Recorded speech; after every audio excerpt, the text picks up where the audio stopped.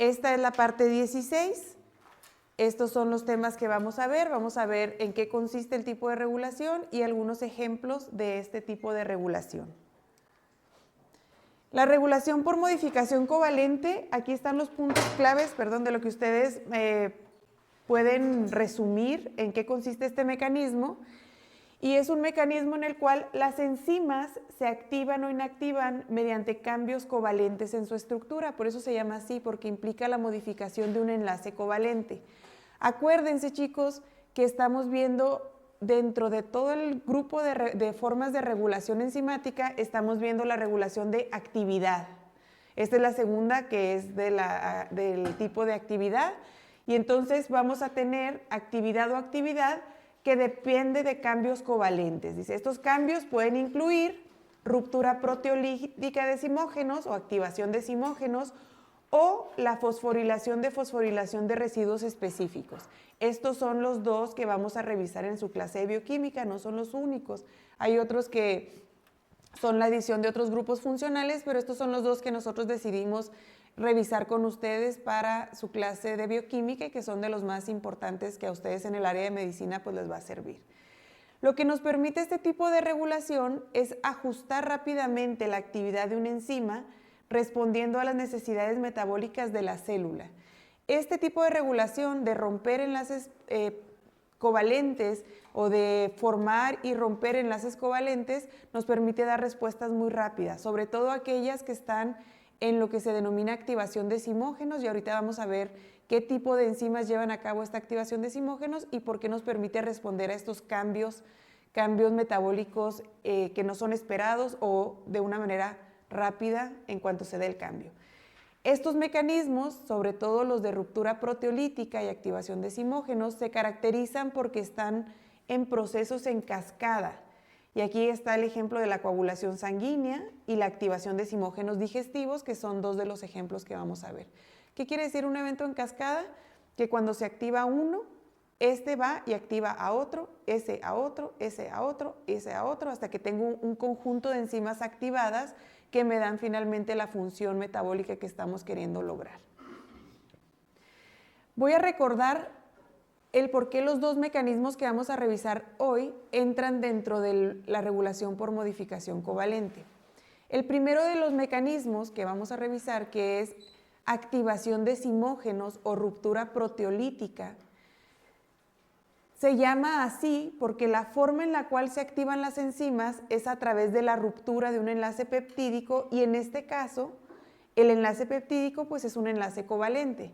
Ustedes se acuerdan que dos aminoácidos en una proteína se unen para formar este enlace peptídico, ¿verdad? Bueno, este enlace peptídico es un enlace covalente. Algunas enzimas, que son proteínas, cuando se les rompen enlaces peptídicos o enlaces covalentes, tienen esta actividad o adquieren esta actividad. Por eso, la activación de simógenos o la ruptura proteolítica está dentro de un tipo de modificación covalente. Por su parte, la otra que vamos a revisar, que es la fosforilación de fosforilación, se da en aquellas enzimas que cuando se les adiciona un fosfato o se les quita un fosfato, su actividad cambia. Es decir, pueden estar como un switch de la luz, prendidas o apagadas, y el dedo que va y pone o apaga el switch es el fosfato. Y están dentro de la modificación covalente porque en los aminoácidos de esas enzimas que tienen expuestos grupos hidroxilos, como es la serina y la tirosina, se forma un enlace covalente para adicionar fosfatos o para eliminar fosfatos. Entonces, la adición y eliminación de fosfatos dentro de lo que se llama fosforilación de fosforilación es un tipo de modificación covalente porque implica la formación y la ruptura de estos enlaces covalentes. ¿Dudas de esto? Entonces vamos a empezar con el primero, activación de enzimas por ruptura proteolítica, que también se denomina activación de simógenos. Nos dice que algunas enzimas son sintetizadas como precursores o como simógenos, o también se les denomina proenzimas. Y estas proenzimas son formas inactivas que requieren una escisión. ¿Sí saben qué es escisión? Una ruptura, que requieren una ruptura específica para activarse. Este mecanismo evita la actividad prematura de las enzimas en los tejidos en los cuales no van a funcionar. Y los dos ejemplos de ruptura proteolítica más ampliamente estudiados son las proteasas que tenemos en nuestro tracto digestivo para digerir proteínas de la dieta y las enzimas de la coagulación sanguínea. Si se fijan, ambas, las enzimas digestivas y las enzimas de la coagulación, entran en ese grupo que habíamos estudiado de enzimas extracelulares. ¿Se acuerdan que eran los dos tipos de enzimas extracelulares, las digestivas y las plasmáticas? Bueno, además se caracterizan porque su regulación es a través de la activación de zimógenos. Las células producen una proproteína, una proenzima, que se denomina zimógeno, y luego se les rompen enlaces peptídicos cuando son necesarios esas rupturas para que se active y quedan en una forma activa. Si ustedes ven esta imagen que está muy simple aquí, nos dice que nosotros tenemos una enzima que es inactiva o que está en el estado inactivo, y aquí nos representan la inactividad con la presencia de este pedacito de proteína, y cuando se requiere esta enzima o que este zimógeno forme o cambia su forma activa, entonces viene una enzima que es una proteasa, rompe enlaces peptídicos, libera péptidos que no estaban permitiendo que la enzima fuera funcional, y nos queda ya la enzima de manera funcional. Este mecanismo es irreversible. Una vez que se le elimina la parte que no le está dejando ser funcional, ya no se revierte. Cuando nosotros activamos la cascada de coagulación o las enzimas digestivas, no es como que a esas enzimas las pueda prender y luego después reconvertirlas en zimógenos. Ya no se puede. Una vez que se activan, ya no hay forma de que se inactiven. ¿Qué es lo que pasa? Pues que van y funcionan y luego después se degradan para volverle a dar entrada a nuevos zimógenos hasta que vuelva a haber una necesidad de volver a activar esas enzimas. Aquí está esta y yo les pongo el ejemplo. Esta es una enzima de la cascada de coagulación, nada más como para que ustedes dimensionen que no son simples imágenes así de caricatura, sino que son cambios en la estructura que reflejan la eliminación de aminoácidos que permiten que el sitio activo ya tenga actividad. Esta es la protrombina y esta es la trombina. Voy a ponerles varios ejemplos, nada más también para contextualizar. La insulina, aunque no es una enzima, también tenía este mecanismo de regulación. Nosotros generamos la insulina en forma de proinsulina. ¿Se acuerdan de su estructura, que era toda esta? ¿Ok? Entonces, por ruptura proteolítica o por activación de zimógenos, se rompen estos enlaces peptídicos, por eso es un tipo de modificación covalente o de regulación por modificación covalente. Se libera el péptido, que en este caso de la insulina se llama péptido C, que es el que no le permitía tener actividad a la enzima, bueno, la proteína, y luego queda la forma activa de la insulina. Aunque esta no es una enzima, comparte el mecanismo de regulación de estas enzimas que son reguladas por activación de zimógenos. Los zimógenos ustedes los pueden identificar porque tienen la terminación ógeno, como quimiotripsinógeno, tripsinógeno, o también se les pone el prefijo pro, como aquí en la insulina, proinsulina, procarboxipeptidasa. Y de esa manera ustedes podrían identificar qué molécula es zimógeno y qué molécula ya es una enzima activa. Aquí están ejemplos de las enzimas que se generan en el páncreas, que se liberan al intestino y que a nosotros nos sirven para romper los péptidos que comemos en la dieta. Ahorita decíamos que este tipo de regulación nos permitía proteger a nuestra célula de eventos que no son deseados. Y este ejemplo es muy importante. Las proteasas que están aquí, miren, aquí están en grandote, tripsina, quimiotripsina, elastasa y las carboxipeptidasas, ellas pueden romper enlaces peptídicos, pero no tienen selectividad de distinguir si la proteína viene de la dieta o si la proteína es una proteína interna. Estas enzimas se guardan en el páncreas, pero si nosotros guardáramos esas enzimas de manera activa, estarían degradando nuestro propio tejido. De hecho, cuando ocurre la complicación o la enfermedad de pancreatitis, muchas de esas enzimas se liberan, se activan y están degradando el páncreas de manera normal. Entonces, ¿qué es lo que hacen? Nosotros las guardamos en forma de zimógeno y cuando se requieren, ¿cuándo es cuando se requieren? Cuando cae alimento a la panza, bueno, al estómago, cuando el estómago suelta ácido clorhídrico y el ácido clorhídrico activa la primera enzima y esa primera enzima después activa a las demás. Hasta ese momento, y aparte no ocurre adentro del páncreas, sino que ocurre adentro del intestino, es que nosotros tenemos este evento en cascada. Y lo que quiero que vean esta imagen la vamos a revisar en el tercer parcial, es de Ferrier, que todas estas existían en forma de zimógenos. El tripsinógeno se activa tripsina, el quimiotripsinógeno se activa quimiotripsina, la proelastasa a elastasa y las procarboxipeptidasas a carboxipeptidasas. Pero además, creo que en esta imagen viene también mejor, el evento es un evento en cascada. Como les decía ahorita, el pepsinógeno se activa a pepsina por acción del ácido clorhídrico. El ácido clorhídrico nosotros lo liberamos cuando cae el alimento a nuestro estómago.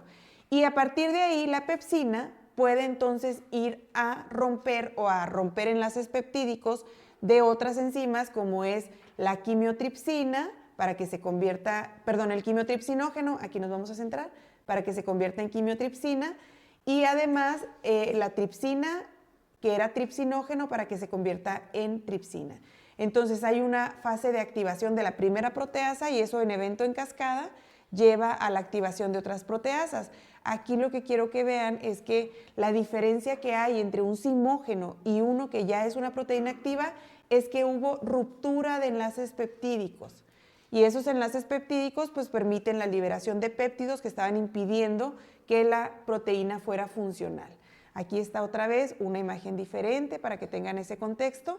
Fíjense cómo, adelante, cómo la enteropeptidasa es la que activa al tripsinógeno para que se convierta en tripsina y luego la tripsina a la proelastasa para elastasa, la quimiotripsinógeno para quimiotripsina, a la procarboxipeptidasa para carboxipeptidasa y a la prolipasa en lipasa. Entonces todas estas funcionan para ir a romper aminoácidos de los zimógenos y que esos queden activos. Y la imagen o la proteína que nos pide la guía de temas desglosado que estudiemos es la quimiotripsina. Ya habíamos hablado de ella. La quimiotripsina es una enzima que se dedica a romper proteínas de la dieta y esa se genera en forma de zimógenos. Estas dos imágenes nos dicen lo mismo, nada más una es de un artículo científico, de una página, perdón, y otra es del libro de Maquis. Vamos con el libro de Maquis acá.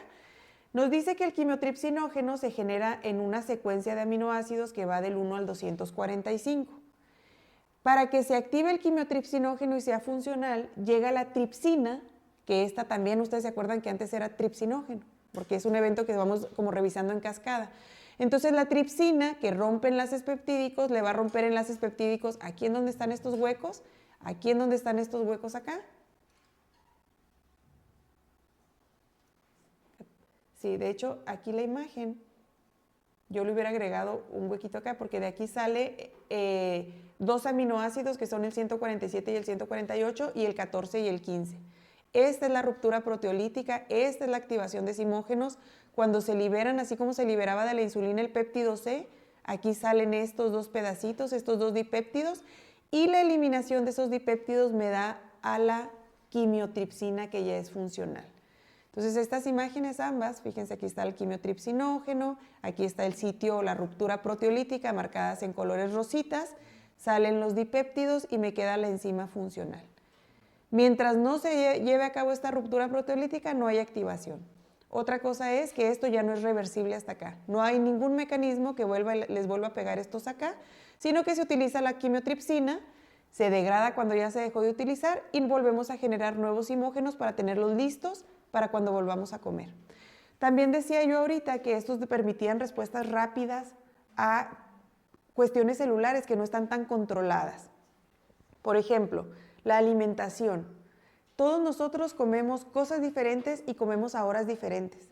Entonces sería bien difícil que yo desayuno a las 7 y tener que inducir cuando comí un tipo de regulación como la expresión génica, porque esa es más lenta. Imagínense esperar a que yo traduzca los genes de las proteasas para poder digerir mis alimentos, pues no es tan eficiente ese mecanismo. Entonces lo que ocurre es que tenemos guardadas las preenzimas o las proenzimas y en el momento en el que hay una señal de que se requiere, no importa si yo desayuné a las 7, ustedes a las 8, alguien comió hasta las 10 o comí 5 veces al día o una vez al día, rápido tengo posibilidad de respuesta. Para eso funcionan los simógenos o es uno de los beneficios de este tipo de regulación. ¿Tienen preguntas de estas enzimas digestivas? Dime. ¿Es importante aprendernos dónde corta? No. Aquí nada más ya en tercera dimensión, porque verlo ahí como que en la estructura de la cadenita lineal es sencillo, pero acá esta imagen lo que nos permite es saber que cuando es la quimiotripsina, su sitio activo está activo porque ya perdió esos dos dipéptidos, pero mientras es el quimiotripsinógeno, su estructura tridimensional tiene un bloqueo en el sitio activo que no permite que esté funcionando la enzima. Y para que se vuelva la forma activa, pues se debe cortar, ¿no? Pero ¿dónde se ve ahí? Pues si se ven casi igual las... Sí, fíjate que no hay tantas imágenes tridimensionales, necesitaríamos meternos en la página de las estructuras tridimensionales y nosotros moverle para alcanzar a ver la diferencia en los aminoácidos.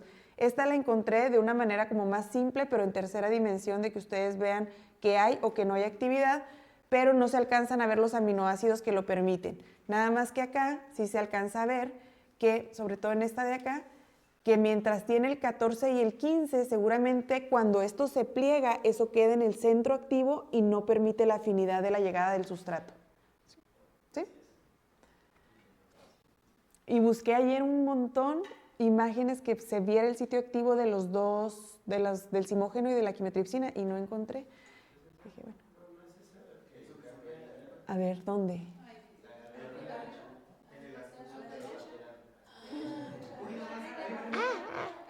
Ah, aquí, ¿verdad? Como por aquí. Pues sí debe ser esta parte. Es donde está esta alfa hélice, ¿verdad? Sí, pues tiene que ser algo en la estructura tridimensional que permita o no la llegada del sustrato. Muy bien. Ahora, segundo ejemplo, cascada de coagulación. Al igual que las enzimas digestivas, las enzimas de la coagulación permiten dar respuestas muy rápidas a eventos que no son planeados por la célula. ¿Cuándo funciona la cascada de coagulación? Cuando nos cortamos o cuando tenemos una lesión. Acuérdense que podemos ver la lesión aquí afuera, pero también nosotros en nuestros vasos sanguíneos internamente podemos tener microlesiones que no son visibles.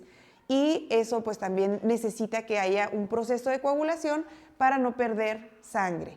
En esta imagen, se las voy a explicar de muchas maneras nada más para que nos quede claro. En esta imagen nos dice que cuando nosotros tenemos la ruptura de un vaso sanguíneo se desencadena una serie de eventos y ustedes ven aquí letras, números romanos, 7, 10, 10A, 5A, 10A, 5A, 2, 2A. Ok, todo lo que ven ustedes aquí con números romanos son enzimas. La cascada de coagulación tiene varias enzimas que su mecanismo de activación es la ruptura proteolítica y que además sucede en cascada. Lo que ocurre después de la activación de todas estas enzimas en cascada es que nosotros podemos formar fibrina y la fibrina forma una red que nos permite cerrar el espacio en donde había la lesión. ¿Ok? Esa fibrina se los voy a poner de otra manera. Esta es la clásica que nos dan de la cascada de coagulación. Nosotros podemos tener una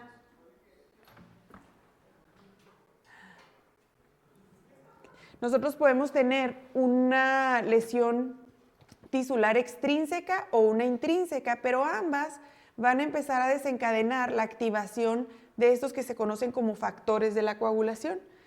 Y si ustedes ven la diferencia, aquí dice 3, 3A, 7, 7A. Y resulta que el 3A activó al 7. El 7A activó al 10, al igual que el 8A. La diferencia que hay entre los que dicen A y no dicen A es que este es el simógeno y esta es la enzima activa. ¿Qué le pasó al 3 para convertirse en 3A? Se le cortaron aminoácidos, se cortó enlaces peptídicos. Ahora, cuando el 3A es activo, él va y corta aminoácidos del 7 para convertirlo en 7 activo. Cuando el 7 activo está activo, él puede ir a cortar aminoácidos del 10 para convertirlo en 10 activo. Y así en un evento en cascada que tiene dos orígenes y una vía común, finalmente lo que ocurre es que la protrombina, por acción del 5A y del 10A, este simógeno se convierte en trombina. Y la trombina convierte al simógeno que se llama fibrinógeno en fibrina. Y la fibrina es la que permite ir a hacer ese cierre de los vasos sanguíneos que están dañados. ¿Queda claro? Si ustedes estudian a más profundidad de esto, ahí en la tabla que ven allá, no se los tienen que memorizar, nada más yo se los pongo para que los vean. Todos esos numeritos, que es más fácil de representarlos en la cascada con numeritos, son moléculas que tienen un nombre. Fibrinógeno, la protrombina, proacelerina, proconvertina, el factor de Christmas, el factor Stuart, etc. ¿Okay? Pero entonces dijimos que nosotros entendemos que esos factores son proteínas y que la ruptura proteolítica les permite activarse e ir a activar a la enzima que sigue. Aquí nuevamente son dos formas diferentes de representarlo y esto es con respecto al fibrinógeno. Voy a volverlos a ubicar. Acuérdense que el fibrinógeno, después de toda esta activación, se convierte en fibrina. Y en esta imagen que está acá, tenemos al fibrinógeno y aquí nos ponen de manera muy simple que tiene estas partes que no le permiten ser funcional. Llega la trombina y la trombina hace ruptura proteolítica en estas partes, las libera, que se llaman fibrinopéptidos, y entonces ya deja la fibrina de una manera activa que permitirá formar los dímeros y los polímeros de fibrina para ir a tapar o para ir a sellar la lesión. Aquí también, aquí sí están explicadas las cadenitas que forman al fibrinógeno y luego aquí nos dice en dónde están los sitios de ruptura. Fíjense cómo salen estos pedacitos. ¿Quién lo rompió al fibrinógeno? La trombina, muy bien. Y entonces ya le da actividad para ir a formar estos coágulos de fibrina. ¿Qué ocurriría? Que de hecho ocurre en una patología que se llama hemofilia, que es la que les voy a explicar. Si nosotros tenemos una cascada de coagulación normal, después de la activación de todas estas vías para llegar a la fibrina, pues nosotros sabemos que podemos formar una red de fibrina que atrapa a los eritrocitos, que atrae a más moléculas, que permite esta coagulación sanguínea. Pero ¿qué ocurre si falla, como ustedes ven aquí en estas dos X, si falla alguno de los factores? Como es un evento en cascada,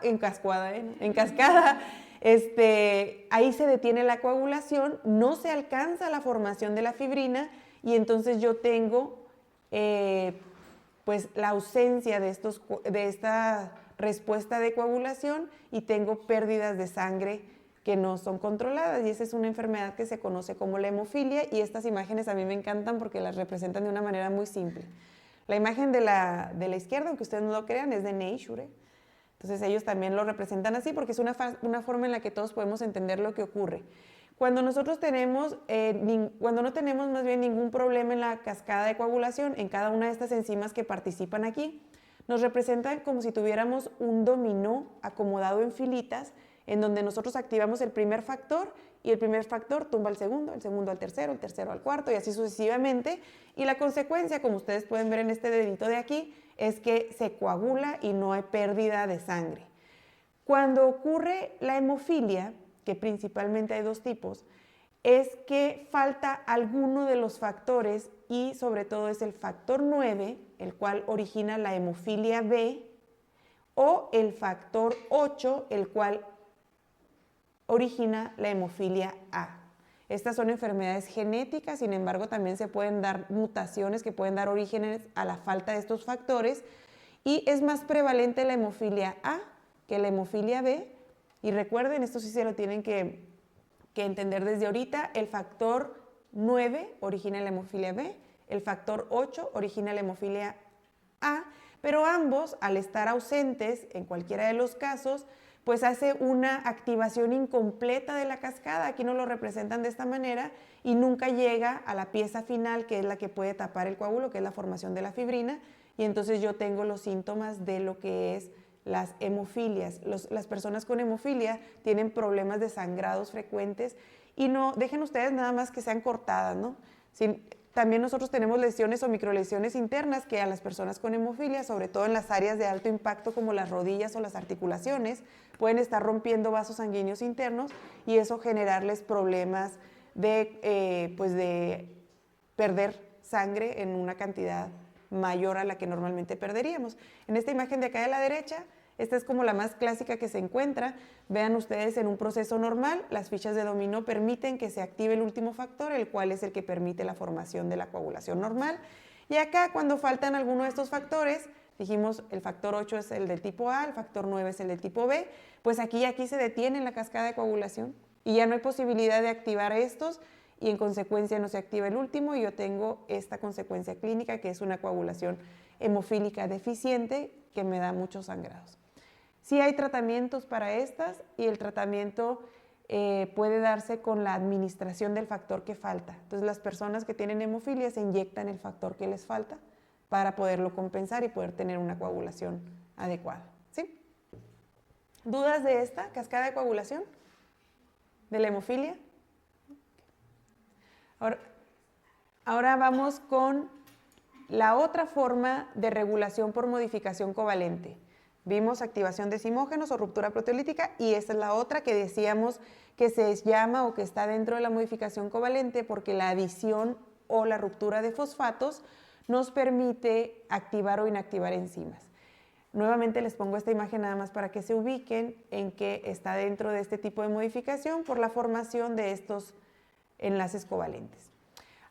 En este tipo de regulación hay enzimas que tienen obviamente sitios en donde tengan serinas, treoninas, tirosinas, que pueden ser blancos de fosforilación, y lo que ocurre es que pueden estar en dos estados, fosforiladas o defosforiladas.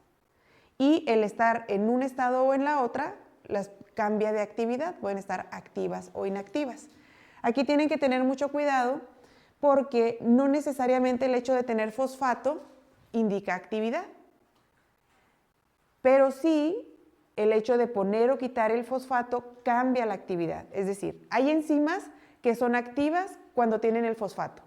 Si esa enzima es activa cuando tiene el fosfato, cuando se la quito es inactiva. Pero hay enzimas que son activas sin el fosfato, pero cuando les pongo el fosfato son inactivas. No sé si quedó claro eso. O sea, nada más para que no se casen con la idea de que ponerle un fosfato es que prendo a la enzima, porque hay enzimas que se prenden cuando le quito el fosfato. ¿Sí? Esta de acá, de la derecha, es una imagen de Ferrier, es como la representación clásica de lo que ocurre, pero además nos permite resaltar la necesidad de dos enzimas que se requieren para este mecanismo de regulación. Vean ustedes cómo aquí está una enzima que no está fosforilada y de este lado está una enzima fosforilada. Ustedes pueden pensar que esta está activa e inactiva o viceversa, inactiva y activa. Pero lo que sí es real es que para poder cambiar de un estado de fosforilado a fosforilado, siempre se requieren sinasas. Las sinasas son transferasas. ¿Qué transfieren? Transfieren fosfatos desde la molécula de ATP. Entonces, sí o sí, las sinasas siempre necesitan ATP para tomar de ahí el fosfato y pegárselo a la enzima. Y para la defosforilación se requieren fosfatasas. Y las fosfatasas son hidrolasas, que lo que hacen es recortar este fosfato y gracias a estas sinasas y fosfatasas entonces podemos intercambiar de una enzima defosforilada a una fosforilada y hacer ese intercambio. Cosas que no se les pueden olvidar de aquí. Siempre para este mecanismo de regulación se requieren sinasas y fosfatasas. Aquí está un ejemplo de una enzima que a través de la sinasa se fosforila y a través de la fosfatasa, que es una hidrolasa, se defosforila. Y la fosforilación de la sinasa siempre requiere ATP, ¿ok? Y ahora sí vamos a uno, este se los puse también para que ustedes vean que también las sinasas y las fosfatasas son enzimas, por eso están aquí las formas tridimensionales. Esta es una transferasa, esta es una hidrolasa. Y ahora sí viene lo difícil, no se crean. Ahora sí viene el ejemplo real. Una de las vías que se regula por este mecanismo es la de la síntesis y degradación del glucógeno. ¿Ustedes se acuerdan qué es el glucógeno? Sí lo vieron, ¿verdad? Es la molécula que nos permite almacenar glucosas tanto en el músculo como en el hígado. Nosotros lo tenemos como reserva de energía y entonces lo rellenamos o lo formamos en un proceso que se llama glucogénesis y lo degradamos en un proceso que se llama glucogenólisis. Vamos a centrarnos en el recuadro azul y principalmente en este círculo. Aquí está el glucógeno. Fíjense, el glucógeno se puede degradar a glucosa. Aquí está la glucosa 1-fosfato. Y la glucosa puede formar glucógeno. Aquí hay dos enzimas, las dos enzimas que participan en este metabolismo. Para la degradación del glucógeno, la enzima se llama glucógeno fosforilasa. Y para la formación del glucógeno, la enzima se llama glucógeno sintasa. El mecanismo de fosforilación y desfosforilación permite que estas dos enzimas puedan existir de forma activa y inactiva o menos activa. Por eso aquí están en verde, pero acá están en rojo. Vámonos primero con esta de acá. La sintasa. La sintasa es activa, pero cuando se fosforila, fíjense cómo aquí se le agregó un grupo fosfato, esa sintasa se inactiva. Y la sintasa que está fosforilada, cuando se desfosforila por esta fosfatasa que está aquí está la quitada del fosfato, queda en una forma activa. Entonces yo la prendo y la apago poniéndole y quitándoles fosfatos. Es el ejemplo de una enzima que se regula por fosforilación, desfosforilación. Y la otra, que es la que hace el trabajo inverso, que es la degradación del glucógeno, esta funciona al revés. Cuando está fosforilada es más activa, por eso está en verde. Y fíjense ustedes cómo cuando se elimina el fosfato es menos activa. Y cuando se le pega el fosfato por esta sinasa es más activa. Obviamente, tanto las sinasas como las fosfatasas, que están aquí señaladas, tienen otros mecanismos de regulación porque siguen siendo enzimas. Pero ahorita nos vamos a centrar nada más en esto que está aquí. Para que ustedes ubiquen que las enzimas de la regulación del metabolismo del glucógeno son un ejemplo de enzimas que se mantienen o que se regulan por fosforilación, desfosforilación. ¿Dudas de esto? Bueno, vamos a ver si es cierto, ¿eh? Mini quiz. Falso y verdadero. ¿La cascada de coagulación es un ejemplo de activación de zimógenos? ¡Ándele! Se me movió. ¡Ah! ¡Qué terrible! ¿La quimiotripsina se activa por ruptura proteolítica? No. ¿La procarboxipeptidasa es un zimógeno? Sí. Muy bien. ¿La insulina se activa por ruptura proteolítica? Bien. ¿La activación de zimógenos es reversible? Eso. ¿La tripsina participa en la ruptura proteolítica del quimiotripsinógeno? Sí.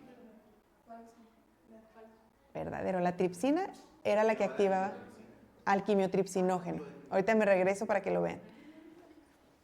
Bueno, de una vez. La pregunta decía que si la tripsina,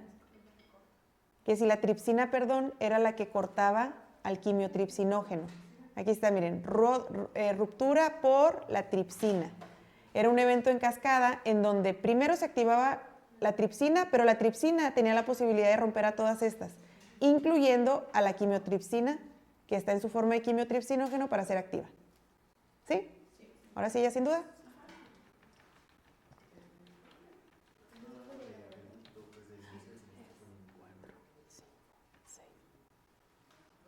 Ok. ¿Los zimógenos únicamente pueden llevar el sufijo nógeno? Falso, porque pueden llevar el pro. ¿La activación de zimógenos son eventos en cascada? Muy bien. ¿Las enzimas digestivas y plasmáticas se regulan mediante modificación covalente? ¿La fibrina es el precursor del fibrinógeno? Es al revés, ¿verdad? El fibrinógeno es el precursor de la fibrina. ¿La protrombina es el precursor de la trombina? ¿La ruptura proteolítica involucra la ruptura de un enlace covalente? ¿La hemofilia A es por carencia del factor 9? Muy bien. ¿A qué sigue? Vean muy bien esta imagen. Estas son como preguntas del examen. No se crean. No es cierto. Es el mismo que les acabo de presentar, pero de una manera más fácil. Vean que es la síntesis del glucógeno hacia acá, por la glucógeno sintasa, y luego la degradación del glucógeno hacia acá, por la glucógeno fosforilasa, y luego aquí nos dice que esta es activa, pero que se inactiva cuando se le pega un fosfato, y se vuelve a activar cuando se le elimina ese fosfato. Aquí está su sinasa y su fosfatasa. Y la de acá abajo es activa cuando está fosforilada, Si se defosforila por esta fosfatasa, queda menos activa. Y si se le agrega otra vez el fosfato por esta sinasa, queda activa.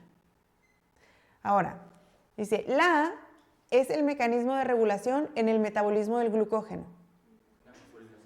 Ajá, respuesta correcta es fosforilación de fosforilación, pero también está bien si ustedes le ponen modificación covalente, porque la fosforilación de fosforilación es un mecanismo dentro de la modificación covalente. La enzima cataliza la síntesis del glucógeno. Ajá, glucógeno sintasa A. La A cataliza la degradación del glucógeno. Muy bien. Para quien no sepa por qué, pues hay que fijarse en el orden de la flecha. De glucógeno a glucosa, que esa es la degradación, esta es la enzima que actúa. Y luego dice, la glucógeno sintasa es cuando se encuentra defosforilada. Activa.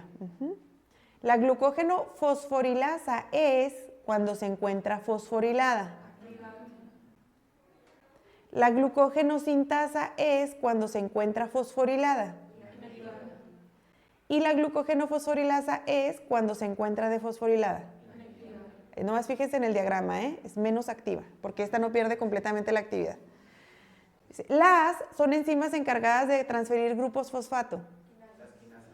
Quinasas o sinasas, muy bien. Las fosforilasas, perdón, no, las fosfatasas eliminan grupos fosfatos a través de una reacción de hidrólisis. Ahí se movió. El es la molécula de alta energía empleada por las para activar o inactivar enzimas. El ATP por las sinasas. Muy bien.